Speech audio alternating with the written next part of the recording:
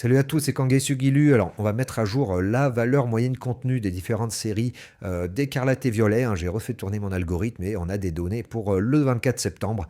On va regarder un peu ça. Alors, j'en ai profité également du coup, pour mettre à jour la valeur des Pokéballs. On en a parlé précédemment, puisque avant les Pokéballs, je ne mettais pas ça à jour avec les bonnes valeurs. Donc là, voilà, cette fois, j'ai bien joint les valeurs. On voit que d'ailleurs, c'est pas mal orienté à la baisse, hein. 12,41 pour Prismatic qui passe à 12,09 sur les Master Balls. Et pareil, les Master Ball Foudre Noire et Flamme Blanche qui baissent également pas mal. Enfin voilà, globalement, cette semaine, on va voir ça. Tout est pas mal orienté à la baisse. Il y a très peu de séries qui remontent. Allez, bon, on passe ça en revue. Donc 151, une baisse, hein, cette semaine. On a les prix qui descendent.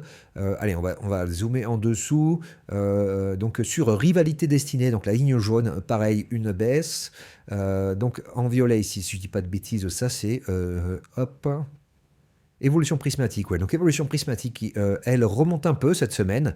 Donc c'est une des seules séries qui profite un peu cette semaine. Foudre noire, flamme blanche, les deux descendent, hein. Et puis on est sur des points le plus bas pour chacune des séries. On est toujours au-dessus de 4 euros, mais bon, visiblement, ça patauge. Et on est passé en dessous de Rivalité Destinée, hein, sur Foudre noire et flamme blanche. Destinée Paldea qui, elle, remonte et donc qui se retrouve maintenant au-dessus de Foudre noire et flamme blanche et qui est sur le point de rejoindre Rivalité Destinée en termes de valeur contenu. Ou Destinée de Paldea qui résiste bien, mais bon, c'est une série qui commence à être ancienne, hein. Généralement, plus les séries sont anciennes, moins elles bougent dans le temps, hein. C'est vraiment les séries récentes qui ont tendance à plutôt pas mal s'éroder, hein. Donc toutes ces séries-là qu'on voit descendre, hein, c'est les séries récentes, Évolution Prismatique, Foudre Noire, Flamme Blanche, Rivalité Destinée, donc tout ça, c'est des séries qui n'ont pas encore atteint leur niveau d'équilibre. Même si on va voir quand même que les séries plus anciennes continuent quand même de s'éroder dans le temps.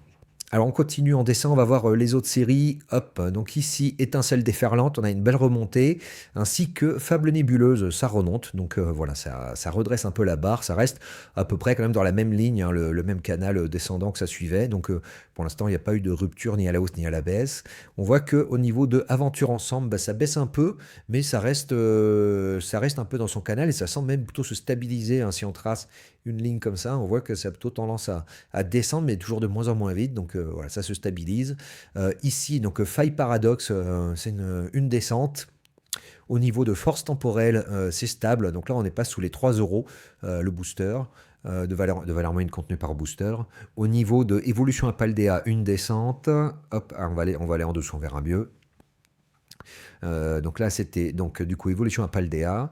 Ici, couronne stellaire, donc ça baisse assez fort cette semaine, c'était pas mal remonté, ça redescend dans l'autre sens. Et par contre, c'est écarlate et violet qui remonte très fort cette semaine, qui prend quasiment 10 centimes.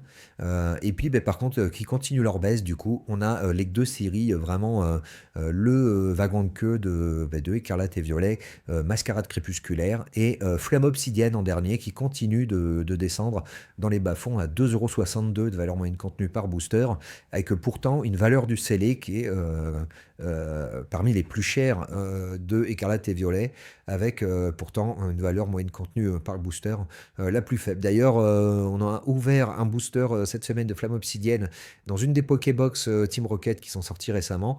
On a eu une alternative avec ma fille, on était tout content. Anita, je crois, si je dis pas de bêtises, alternative, on a vu après qu'elle valait 5 €. Donc voilà, un peu triste quand même. Et dans le même paquet, en plus, on a eu une full art, une sorte de rappeuse, carte vraiment pas jolie.